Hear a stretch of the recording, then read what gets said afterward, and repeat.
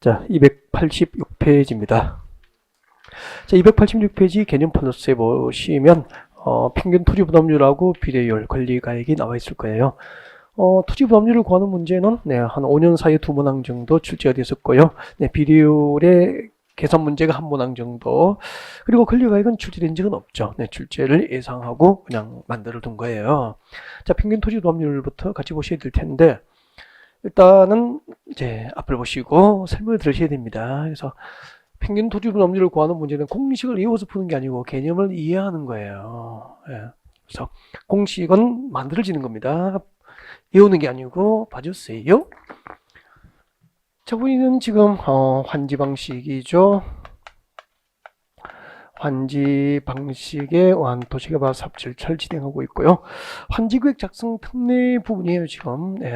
자, 도시개발 사업 전부나 일부를 환지 방식으로 합니다. 제일 먼저 환지 계획을 작성합니다. 라고 했고요. 그 작성된 환지 계획에 대해서 행정청입니까? 비행정청입니까? 비행정. 행정청이 아닌 시행자 작성한 환지 계획은 특도, 지방, 군수, 구청으로부터 환지 계획 인가를 받습니다. 그렇게 했고요. 환지 계획 인가가 있으면은 그 다음에 이제 사업 시행, 공사 시행이 이루어지게 되고요. 그 사업 시행 과정입니다. 이 과정에서 환지의 정지를 지정하여야 합니까? 할 수 있습니까? 할 수 있다. 임의적 절차라고 했습니다. 그 다음에 이제 환지 예정지 지정을 전후로 계속 공사는 시행되고 있고요. 자, 이렇게 해서 환지 방식으로 사업 시행이 완료가 됐습니다. 완료되면은 환지 처분을 위한 절차를 밟게 되죠. 자, 환지 방식으로 사업이 끝나면 이거 같이 외우는 겁니다. 자, 도시개발 사업 시행에는 지체 없이 공사 완료를 공고합니다. 지체 없이 공사 완료를 공고하고 관계서류, 공사 관계 서류를 일반에게 공개 열람을 시키게 됩니다. 그리고 공람기간 내에 이제 의견이 있는 자는 관련 서류를 공개 열람한 다음 의견서 제출할 수 있다고 했죠. 도시개발 사업 시행자에게 의견을 제출합니다. 그 제출된 의견에 대해서 시행자는 필요한 조치를 취하였거나 제출된 의견이 없으면 준공검사 신청합니다. 준공검사가 있으면 며칠 내에 환지 처분하죠? 60일. 준공검사로부터 60일 내에 환지 계획의 내용을 확정하기 위한 행정처분, 환지 처분이 있습니다. 이렇게 쭉 됐었죠. 자, 이제 평균 토지 부담률 여기서 설명을 좀 드리겠습니다. 자, 이렇게 설명드리겠습니다. 사업전 토지를 종전 토지라고 그랬고요. 여기는 100번지입니다. 도시개발하기 전 100번지예요. 도시개발하기 전 100번지. 너무 크게 그렸나? 자, 여기는 사업전 종전 토지고 사업전 종전 토지 이게 100번지입니다. 100번지 1000제곱미터가 갑의 종전 토지였죠. 자, 도시개발이 끝나고 100번지 농지 소유자 갑에게 200번지에 조성된 택지 500제곱미터를 갑에게 환지로 돌려줄 거야 라고 정한 계획이 무슨 계획이죠? 환지 계획이었잖아요. 그런데 이제 갑에게 환지를 정하지 않고 도직 규약 정관 시행 규정 실시 계획이 정하는 목적 달성을 위해서 보류한 토지가 뭐죠? 보류지. 그것이 201번지 500제곱미터라고 가정을 하면은 이 201번지 500제곱미터는 도시개발 사업 목적 달성을 위한 용도에 쓰려고 종전 토지 소유자에게 환지를 정하지 않고 보류했기 때문에 아직까지 이 땅은 팔아서 처분해서 경비했을 건지 도로용지를 할 건지 누구에게 환지 줄 건지 결정하기 전이에요. 그래서 환지를 정하지 않고 보류했기 때문에 보류지라고 이름을 한 거죠. 그러면은 종전 토지자 100번지 농지 소유자 갑의 입장에서는 도시개발 사업전 1000제곱미터 농지가 원해서 도시개발이 끝나고 환지 계획에 따라서 200번지에 조성된 택지 500제곱미터를 환지라는 이름으로 돌려받아요. 단 보류지 500제곱미터는 돌려받습니까? 신도시 개발을 위해서 부담을 해야 됩니까? 부담을 해야 되죠. 이를 종전 토지 소유자 갑의 토지 부담률이라고 합니다. 갑은 종전 토지 면적의 몇 퍼센트를 신도시 개발을 위해서 보류지라는 이름으로 부담했죠? 50%잖아요. 그러면은 환지 계곡의 토지 소유자는 한 명이 아니고 수백 명일 수 있는 거잖아.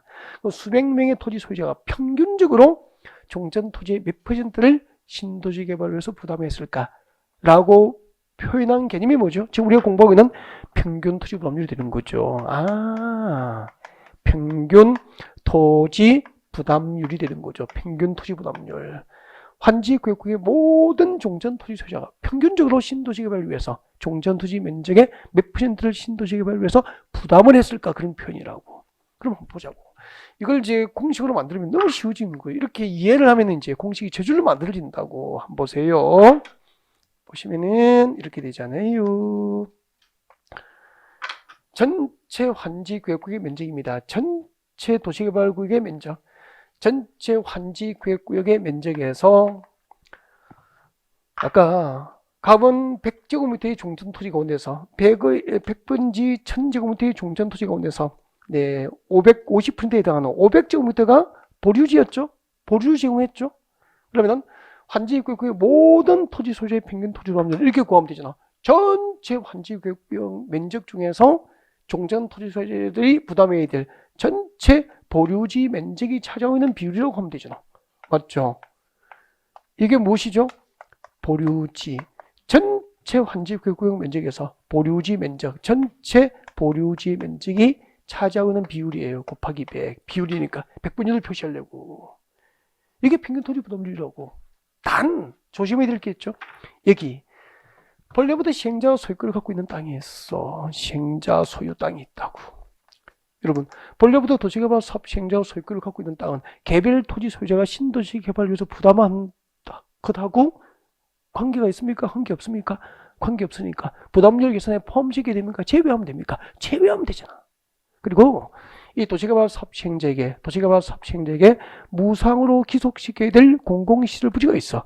도시개발 사업 시행에 무상으로 기속시켜야 될 시행자에게 무상으로 기속시켜야 할 공공시설 부지가 있다면은 그 공공시설 부지 면적도 개별 토지 소유자가 신도시 개발을 위해서 부담하는 것과 관계가 있습니까? 관계가 없습니까? 관계 없으니까 이거 두 가지를 제외하고 산정하면 되는 거야. 그러면 보십시오. 전체 환지구역 면적에서 무엇을 제외하라고요? 시행자가 지금 같이 이어요. 시행자가 소유권을 갖고 있거나 시행자에게 무상으로 기속시켜야 할 공공시설 부지 면적을 제외하고 산정하라는 거지. 마찬가지죠.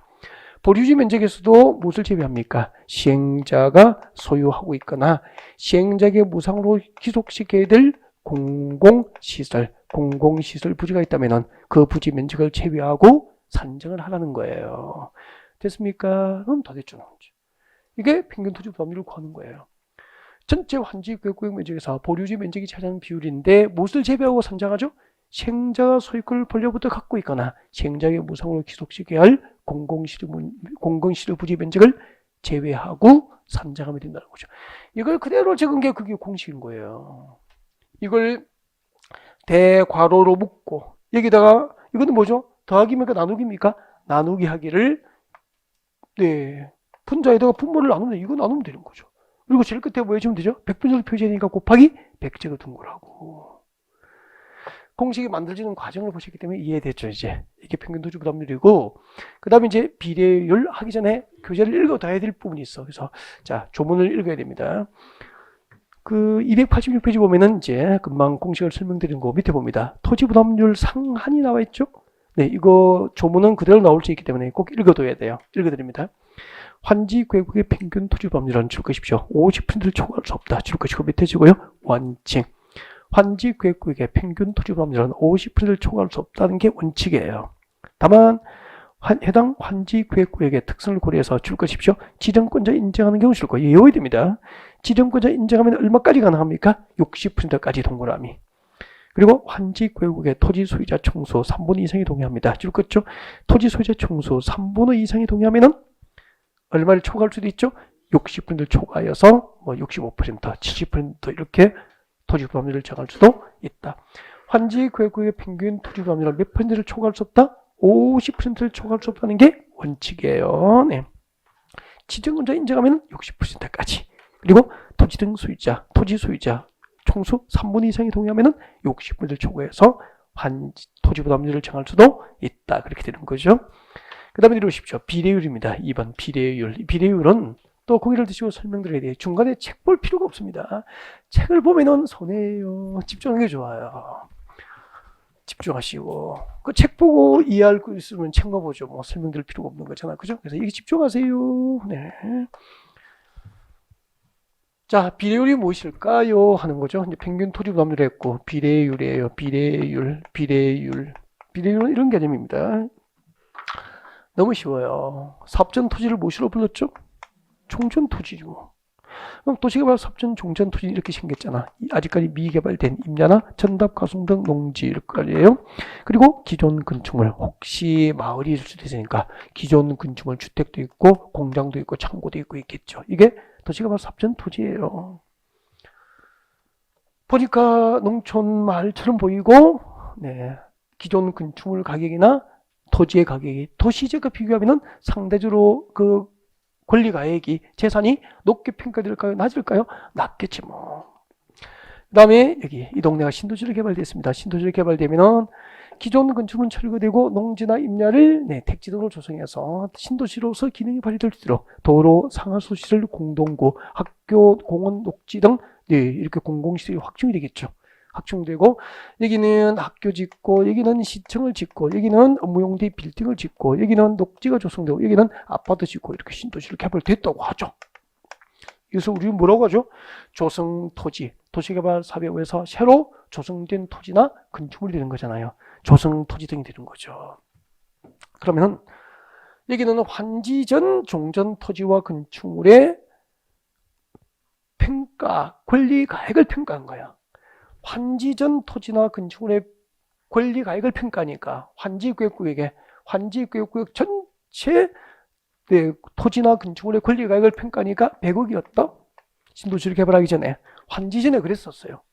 근데 이제 환지 방식으로 신도시 개발 사업이 완료된 후 환지 후 토지와 건축물의 권리가액을 평가하면 100억보다 높아질까요? 낮아질까요? 높아지겠지 뭐. 180억이 된 거예요. 몇 퍼센트 증가됐죠? 80%. 80%가 높아졌죠? 퍼센트를 표시하면 80% 증가한 거잖아. 그 80%를 비례율이라고 하는 거야. 그러면 도시개발 사업전 토지와 건축물의 평가 합계가 환지 후에 토지나 건축물의 평가 합계액보다 낮아야 됩니까? 높아야 됩니까? 환지 전 토지나 건축물의 평가액보다는 환지 후에 토지나 건축물의 평가 합계가 높으면 높을수록 좋은 거지 뭐. 많이 높으면 좋지 뭐. 그죠? 그래서 신도시 개발하는 거 아니에요? 근데 저절로 100억이 180억 됐습니까? 환지든 토지나 건축물의 평가액이 환지 후에 180억이 됐는데 저절로 된 겁니까? 사업비가 투입됐습니까? 사업비, 총 사업비가 30억이 투입됐다고. 이 사업비를 빼고 몇 퍼센트가 증가되는지를 산정하는 개념이 뭐죠? 비례율 개념이에요. 비례율. 그럼 나중에 이게 재개발 재건축할 때는 보십시오. 재개발 재건축할 때 종전 토지나 건축물의 평가액 합계가 재개발 사업이 끝나고 종전 토지나 건축물의 평가액 합계가 비교했을 때 몇 퍼센트 증가됐을까? 이게 비례율 개념이라니까. 제가 학교 다닐 때는 도시개발법에는 비례율 개념을 거의 안 썼다고. 안 쓰고 재개발 재건축 비례율로 배웠었어요. 요즘에는 이거 도시개발법까지 도입을 하게 된 거예요. 그래서 요즘엔 투자를 할 때 전부 비례율 개념을 따져서 투자한단 말이에요. 그럼 이때 비례율은 어떻게 되죠? 환지전 토지나 건축물의 평가액 합계가 얼마죠? 100억. 환지 후 토지나 건축물의 평가액 합계가 얼마죠? 180억. 180억. 사업비가 얼마 들어갔죠? 30억. 이거 포함시키라고 했습니까? 제외하라고 했습니까? 제외하고 이게 100분위로 표시하는 게 비례율 개념이라는 거죠. 아주 쉽잖아요. 그러니까 비례율 개념은 아는 게 중요하지. 초등학교 2학년 산수밖에 안 되잖아. 근데 공식을 이해하니까 자꾸 탈이 나는 거죠. 개념을 이해해야 되는데 계산 문제가 아니고 이해 문제예요. 비례율 개념을 알고 있는지를 모르고는 문제라고. 근데 자꾸 공식만 외우고 있으면 안 되는 거죠. 그러면은 여러분 공인중개사 사무소를 여러분이 하고 계십니다. 지금 소장님이에요. 소장님 좋으시겠다. 소장님 미래의 소장님이세요. 손님이 오셨어. 이 동네 재개발 재건축 신도시 개발 지역 주변 지역의 신도시 개발 지역에 투자 상담을 좀 하고 싶습니다. 아우 잘 오셨구나. 여기 A 지역도 있고 B 지역도 있고 저희 사무소를 중심으로 해서 한 가까운 곳이 한 3곳 정도의 신도시 개발 지역이 있습니다. 그럼 이제 이쪽에는 이런 장점이 있고 이쪽에는 이런 장점이 있고 이쪽에는 이런 장단점이 있다고 막 브리핑을 하실 거 아니에요. 손님은 단순 딱 간결하게 물어봅니다. 각각 도시개발구역의 비료율이 몇 %죠? 라고 물어봤는데 비료율이 뭐죠? 라고 하고 있으면은 참아 마시고 가면서 다음에 오겠습니다. 다시는 그 집 오지 않죠. 그게 비료율 개념이에요. 비료율이 높아야 좋아요? 낮아야 좋아요? 그렇죠. 여기는 비료율이 113, 120. 여기는 비료율이 130%. 여기는 비료율이 160%죠. 그러면 당연히 묻지도 않고 여기 투자하겠지 뭐. 맞죠? 비료율 커야 되는 거 아니에요? 그리고 이제 현장 답선하겠지 뭐. 보고 위치도 괜찮고 뭐 교육 여건 그리고 교통 여건 등등 종합적으로 고려하고 판단하겠죠 투자를. 보통 비료율이 높은 곳에 투자 목적이면 빠져야 되죠. 비료율 120%는 경비 제외하고 또 신도시 개발하고 재개발 재건축으로 토지나 건축의 평가의 합계가 경비를 제외하고 20% 증가된 거 아닙니까? 1.2배? 그죠? 1.2배 증가된 거잖아. 그거 투자하면은 바로 프리미엄 얻고 빠집니까? 분양받아야 됩니까? 분양받아야 될 거 아니야. 나중에 또 팔아야 될 거 아니야. 시간, 기회비용, 그죠? 따져야 될 거 아니야. 또 취득하면 취득세 내야 되죠? 등록세 내야 되죠? 뭐 세금, 양도세 내야 되죠? 그러니까 비료율이 130% 정도면은 보통 도시개발할 때 뭐 본전치기 정도라고 이야기하더라고요. 비료율이 110 몇 프로, 121% 쳐다보지 않죠. 왜 그런 것이 묻냐고. 투자하지 않죠. 그런 개념이에요. 다 이해하셨죠? 도시개발 삽전 종전 토지나 건축물의 평가의 합계가 경비를 포함합니까? 제외합니까? 사업비를 제외하고도 도시개발 사업 완료 환지 후 조성된 토지나 건축물 평가의 합계가 경비를 제외하고도 종전 토지나 건축물의 평가의 합계보다 몇 % 증가되느냐의 개념이 뭐죠? 비례율. 개념 이해하는 거지 공식이 오는 건 아니라는 거죠. 자, 이렇게 이제 비례율이 나왔어. 만약에 비례율이 사업비가 30억이고 이 경우는 얼마죠? 그럼 150이잖아. 비례율 150%는 도시개발하기 전 누군가의 종전 토지나 건축물의 평가의 권리가액이 1억이었다면은 비례율이 얼마죠? 150%면은 곱하기 1.5 1억 5천이 종전 토지 소유자가 도시개발 사업 승계에 주장할 수 있는 권리가액이 되는 거야. 도시개발이 끝나고 나에게는 1억 5천만 원치의 환지를 달라고 주장할 수 있는 거예요. 법적으로. 비례율을 알아야 그죠? 아까 환지받는 토지나 건축물의 평가액은 어떻게 가격을 산정했죠? 토지평가협의회 심의에 있어서 결정하잖아요. 그죠? 그럼 갑의 종전 토지나 건축물의 권리, 한지 전 갑의 토지의 권리가액을 평가했어. 1억이었다고. 비례율이 150%야. 1.5. 얼마죠? 갑은 도시개발 사업장에 1억 5천만 원치 환지를 받을 수 있는 권리가 있는 거예요. 이게 권리가액이 되는 거예요. 근데 200번 이제 500번 정도 환지 받았죠? 이거 재산을 평가했어. 아까 토지평가협의회 심의를 써서 가격이 결정될 거 아니에요? 평가니까 1억 3천이라고. 권리가액은 1억 5천이었죠? 환지받은 토지 권리가액을 평가적 1억 3천이라고. 얼마를 받을 수 있습니까? 2천만 원을 청산금으로 돌려받아야 되는 거예요. 그러면 권리가액은 어떻게 구하죠? 밑에. 환지전 토지나 건축물의 평가액 합계에다가 무엇을 곱하면 됩니까? 비례율을 곱하면은 개별 토지 소유자의 권리가액을 알 수 있게 되죠. 그러면은 지금 한 5년 사이에 토지 부담률을 구하는 문제가 2문제, 비례율 구하는 문제가 1문제 나온 거예요. 권리가액을 구하십시오라고 하는 문제는 안 나왔어. 순서를 따지면 권리가액을 구하는 문제가 나오게 되죠. 그러니까 권리가액을 구하십시오라고 하면 무조건 뭘 먼저 구해야 됩니까? 비례율 구하고, 그죠? 네, 종전 토지나 건축물의 평가액에다가 뭘 곱하면 되죠? 네, 비례율을 곱하면은 권리가액을 알 수 있게 되는 거지 뭐. 오케이. 설명 다 드렸고요. 문제풀이 과정에서 이제 계산 문제는 연습하게 되겠죠. 287페이지 환지, 예정지 설명드리겠습니다. 환지, 예정지. 자, 환지, 예정지를 그대로 펼쳐두시고 이제 앞을 보시면 됩니다. 여러분, 여기요. 환지 방식의 도시개발 사업 절차에서 환지 계획인가 이외에 공사가 시행되고 있습니다. 제가 이렇게 적은 이유가 공사가 시행되는 과정에서 환지, 예정지, 지정 처분을 할 수도 있다는 이야기를 이렇게 표현한 거예요. 아셨죠? 네. 자, 그러면은 환지, 예정지가 무엇일까요? 라고 하는 개요부터 설명드립니다. 집중하십시오. 환지, 예정지. 채비지 보류, 평균 토지 부담률하고 비례율, 권리가액은 끝냈습니다. 아직 이쪽에 보고 있으면 계시면 안 돼요. 집에 가서 이제 연구하시고 나중에 혼자. 자, 이제 토지 부담률, 환지, 예정지. 교재도 보지 마시고요. 저 얘기 집중. 환지, 예정지 지금은 이제 개요 설명 안 해도 되는데 또 설명 안 하면 이어갈 수가 없죠. 그래서 잠깐 복습을 해드리겠습니다. 집중하시죠. 여기는 4,100번지입니다. 도시개발하기 전 100번지고요. 여기는 1000제곱미터에 갑의 농지가 있었죠. 100번지 농수자 갑에게 도시개발이 끝나고 200번지에 조성된 택지 500제곱미터를 환지 줄 거야 라고 정한 계획이 무슨 계획이죠? 환지 계획이지 뭐. 환지 계획이 되는 거죠. 종전 토지고. 자, 이렇게 환지 계획을 작성해서 환지 계획 인가가 나면은 그 다음 절차가 뭐죠? 환지 계획 인가 이후 절차가 뭐죠? 시행, 공사에 들어가잖아. 그럼 상상하십시오. 공사에 들어간다는 것은 갑의 종전 토지 농지를 택지나 상업 용지로 개발하기 위해서 형질 변경 공사에 들어가는 거예요. 그러면은 형질 변경이 되니까 기존 건축물 철거하고 여기 불도저로 밀고 포크레는 땅을 팔 거 아니에요.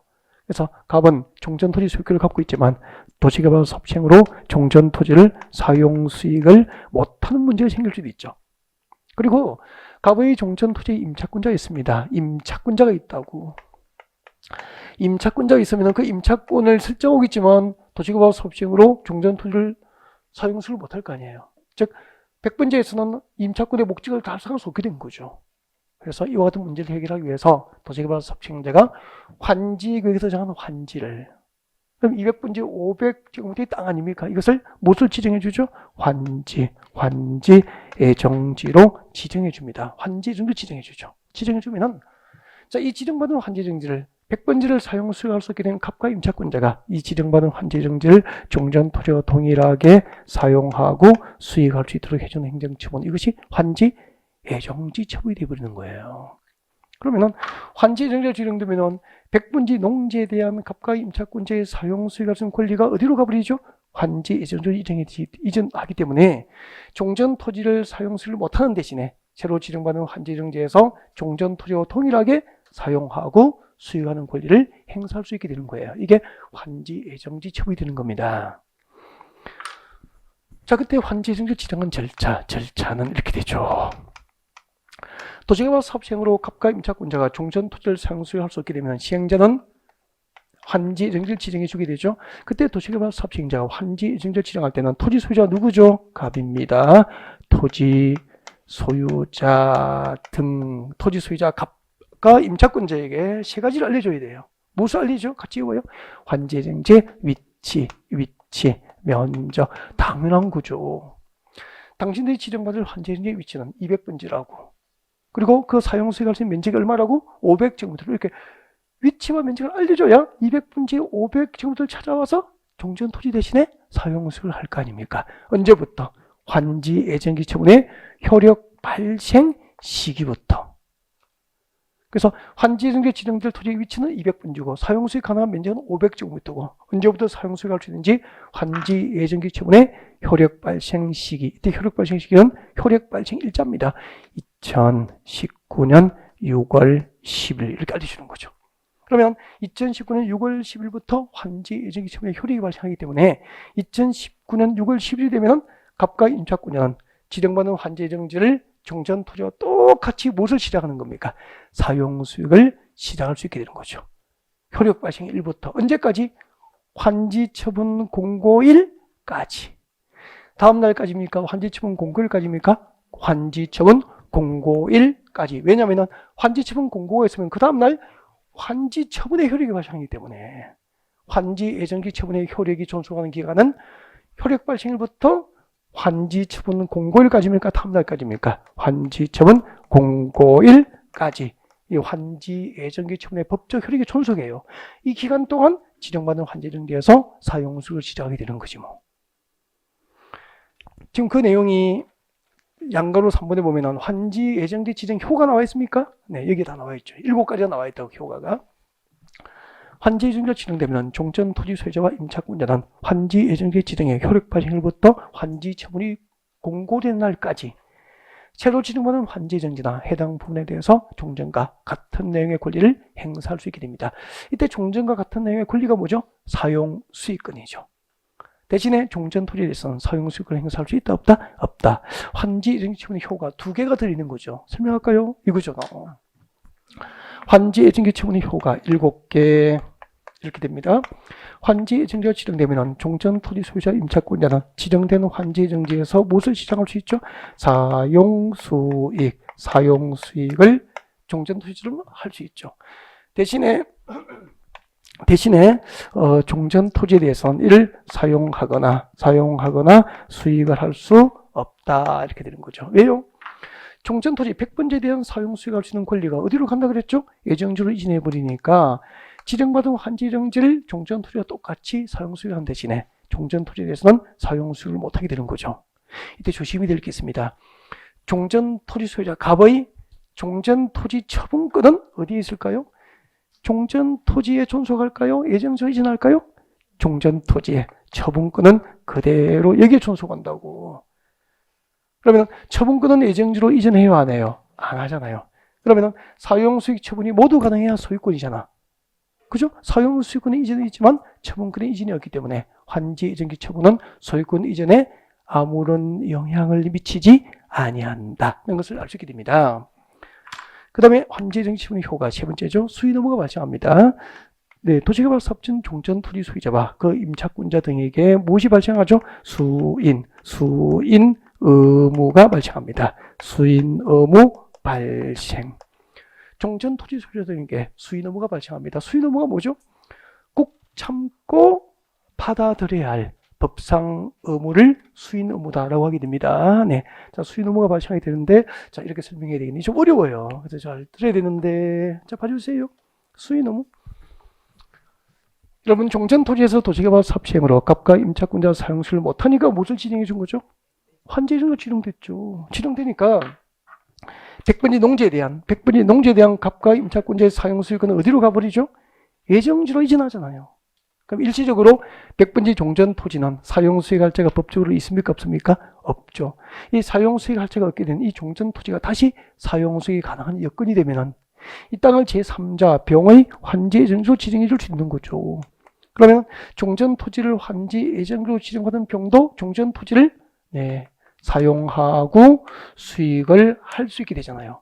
그때 200번지를 환지 예정지로 지정받아서 사용 수익을 떠났던 종전 토지자 갑과 임차권자가 달려와서 종전 토지를 환지 예정지로 지정받은 자의 사용 수익권 행사를 방해할 수 있습니까? 참고 받아들여야 됩니까? 이를 참고 받아들여야 되는 거예요. 이것을 종전 토지 소유자 등의 수인 의무 발생이라고 하는 거죠. 그 다음에 내려오십시오. 3번 채비지의 사용수익 처분이라고 나와 있습니다. 네 번째 이런 얘기입니다. 자, 채비지의 용도로 환지 예정지가 지정됐습니다. 여러분, 채비지는 뭐죠? 처분해서 도시개발사 경비에 충당할 용도로 정한 땅이 채비지잖아요. 그래서 채비지의 용도로 환지 예정지가 지정되면 도시개발 사업 시행자는 이를 사용하고 사용 수익을 물어주고 무엇까지 할 수 있죠? 처분까지 할 수 있다는 겁니다. 채비지의 용도로 지정된 환지 예정지가 지정되면 도시개발 사업 시행자는 그 채비지의 용도로 지정된 환지 예정지를 사용 수익을 물론이고 뭐까지 할 수 있다? 처분까지 할 수 있게 됩니다. 네. 그러면은 원칙적으로 그 채비지의 소유권 누가 지정하죠? 시행자가 언제? 환지 처분 공고일의 다음날 도시개발 사업 시행자가 채비지 소유권을 지정하여 처분해서 경비에 쓰는 게 원칙이에요. 근데 여기 도시개발 사업 시행 공사 과정에서 채비지 용도로 환지 예정지가 지정됐으니까 처분해서 경비에 쓸 수 있는 용도로 환지 예정지를 지정해 준 거잖아. 이 경우에는 환지 처분 전이라도 채비지 용도로 지정된 환지 예정지는 환지 처분 전이라도 사용 수익을 물려주고 뭐까지 할 수 있죠? 처분까지 해서 도시개발 사업 경비를 지출할 수 있도록 해준 거죠. 아니, 사업 시행 중에도 사업 시행자가 경비로 써야 될 일이 생겨 안 생겨? 생기죠. 그래서 도시개발 사업 공사가 끝나고 환지 처분 공고 이후에 채비지의 소유권을 시행자가 지정하는 게 원칙이지만 채비지 용도로 환지 예정지가 지정되면은 도시개발 사업 시행 중에도 환지 처분 전에도 채비지의 용도로 지정된 환지정지를 처분해서 경비에 쓸 수 있도록 해준 거죠. 채비지의 용도로 환지정지가 지정되면 도시개발 사업청이 사용수익을 물어주고 처분할 수 있고요. 이때 처분된 채비지를 지정한 자가 소유권을 지정한 시기 중요하잖아요. 이때 취득한 채비지를 지정한 자가 그 소유권을 지정한 시기는 환지 처분 공고일의 다음 날입니까? 채비지를 지정한 자가 소유권 이전 등기를 마친 때입니까? 소유권, 채비지를 지정한 자가 소유권 이전 등기, 소유권 이전 등기를 마친 때 그렇게 됩니다. 채비지를 지정한 자가 소유권 이전 등기를 마친 때 그 소유권을 지정하게 됩니다. 아셨죠? 네. 다음에 넘어갔습니다. 288페이지입니다. 임대료 등의 증감 청구죠. 환지 예정기 처분의 효과 다섯 번째, 임대료 등 증감을 청구할 수 있다. 임대료 등 증감을 청구할 수 있게 됩니다. 임대료 등의 증감을 청구할 수 있다. 이거 설명드릴게요. 임대료 등의 증감 청구입니다. 설명 듣고 교재에 같이 볼까? 임대료 등의 증감 청구. 자, 교재에 읽는 거는 이해되면 금방 읽어낼 수 있다니까. 네. 그래서 이게 잠깐만 집중하세요. 임대료 등의 증감 청구 이런 얘기예요. 여러분 가부의 종전 토지에 임차권자가 있었죠. 임차권자가 있습니다. 그 내용을 소개할까요? 100분지 1000제곱의 농지의 임차권 내용입니다. 임대료는 1년에 2천만 원 냅니다. 임대료 2천만 원. 괜찮아요? 100분지의 임차권을 설정해서 1년 동안 얻는 이익이 1억이라면 뭐 임대료 2천원 괜찮은 거 아니에요? 근데 도시개발 사업 시행으로 100분지 종전 토지에서 임차권의 목적을 달성할 수 있게 돼서 공사 시행으로 여기서 임차권의 목적을 달성할 수 없게 된 거예요. 그래서 환지 위로 정한 200분지 500제곱미터를 환지 예정지로 지정해 주게 된 겁니다. 이렇게 환지 예정지가 지정되면 이 지정받은 환지 예정지를 임차권자도 이 환지 예정지에 와서 뭐 해야 되죠? 임차권의 목적을 달성해야 되는 거야. 여기서 임대료 얼마죠? 2천 내고 있잖아요, 연간. 근데 임차권의 목적인 토지가 동일합니까? 변경됐습니까? 변경됨으로 인해서 종전보다 이용이 증진될 수도 있고 이용을 방해받을 수도 있죠. 환지 예정지로 지정된 임차권의 목적인 토지가 환지 예정지 지정으로 변경됨으로 인해서 토지의 이용이 크게 방해를 받은 거야. 종전보다. 그래서 이익이 3천으로 감소한 거예요.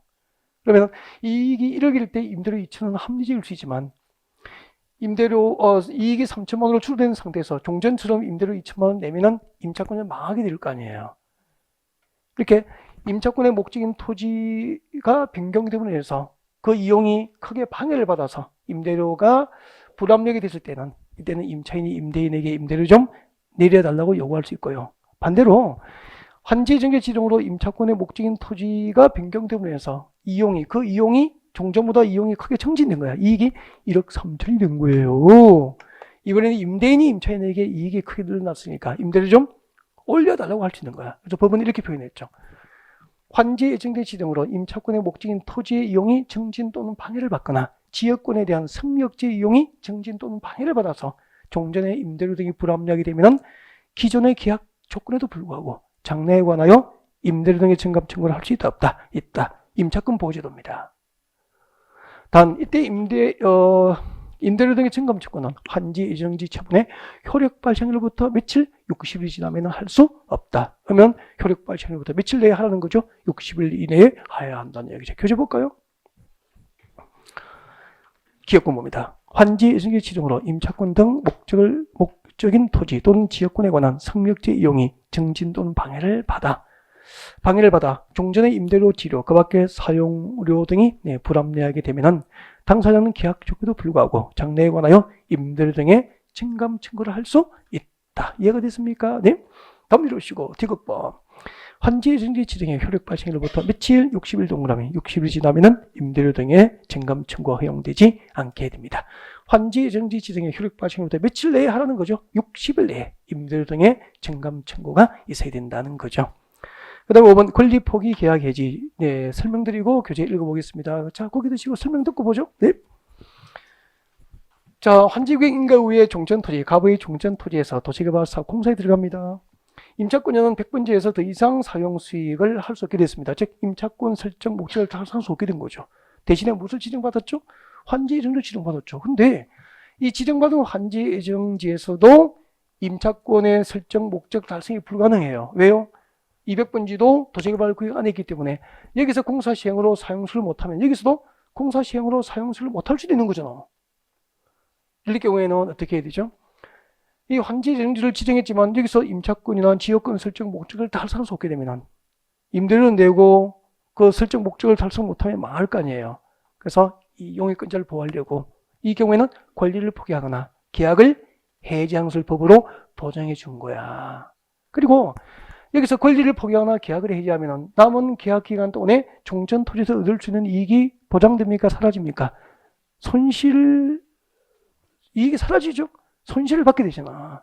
그래서 권리를 포기하거나 계약을 해지한 자는 그로 인한 손실보상을 도시개발사업시행자에게 손실보상 청구할 수 있어요. 누구에게 청구하죠? 도시개발사업의 시행자에게. 손실보상금을 지급한 시행자는 환지 예정지 지정으로 이익을 받은 자 또는 종전 토지나 건축물 소유자에게 구상권을 행사하도록 합니다. 교재 같이 볼까요? 기억번. 5번의 기억번이죠. 환지 예정지 지정으로 지역권 또는 임차권 등 설정 목적을 달성할 수 없게 되면 당사자는 출거죠. 권리를 포기하거나 계약을 해지할 수 있다는 거죠. 그리고 2번 이때 권리를 포기하거나 출거죠. 권리를 포기하거나 계약을 해지한 자는 출탁하십시오. 그 손실을 보상해 줄 것을 누구에게? 시행자, 도시개발사업 시행자에게 구상권을 행사할 수 있게 됩니다. 그리고 손실을 보상한 시행자는 그 토지나 건축물 소유자 또는 그로 인해서 이익을 받은 자에게 구상할 수 있게 되죠. 네, 여기까지입니다. 환지 예정지 처분의 효가 몇 개를 한 거죠? 네, 6개, 7개를 했죠. 6번째가 무엇이었죠? 환지 예정지로 지정된 토지에서 임차권이나 지역권 설정 목적을 달성할 수 없게 되면 그 계약 유지합니까? 아니죠. 권리를 포기할 수 있죠. 권리 포기. 또 무엇이 가능합니까? 계약 해지. 다 가능하지 뭐. 권리를 포기하거나 계약을 해지한 자는 그로 인한 손실 보상을 청구할 수 있죠. 이게 7번째입니다. 손실. 그로 인한 손실 보상을 청구할 수 있다. 누구에게 한다 그랬죠? 시행자에게. 여기까지가 환지 예정지 처분의 효과, 법상 효과 몇 개를 한 거죠? 손실 보상 청구까지 7개를 다 해드린 거죠. 조문을 조금씩 변형하는 방법으로 출제되기 때문에 우리 조문을 이해해야 읽을 수 있거든요. 그래서 이제 설명드리는 거예요. 네. 자, 여기까지가 환지 예정지 처분이고요. 환지 처분 들어가면은 너무 지루할 것 같죠? 네, 여기서 잠시 끊었다가, 네, 환지 처분을 시작할 수도 그렇게 준비하겠습니다. 네.